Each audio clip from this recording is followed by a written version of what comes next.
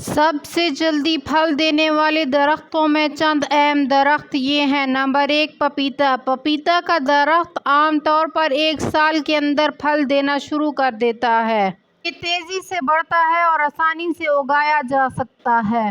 Number 2, केला। केले का पौधा भी तेजी से बढ़ता है और आमतौर पर 12 से 18 महीने में फल देना शुरू कर देता है। नंबर 3, अमरूद। अमरूद का दरख्त आमतौर पर 2 से 3 साल के अंदर फल देना शुरू कर देता है। ये दरख्त बहुत ज्यादा देखभाल के बगैर भी फल देता है। Number 4, lemon. लेमन का दरख्त आमतौर पर 1 से 2 साल के अंदर फल देना शुरू कर देता है। ये दरख्त आसानी से उगाया जा सकता है और इसे कम देखभाल की ज़रूरत होती है।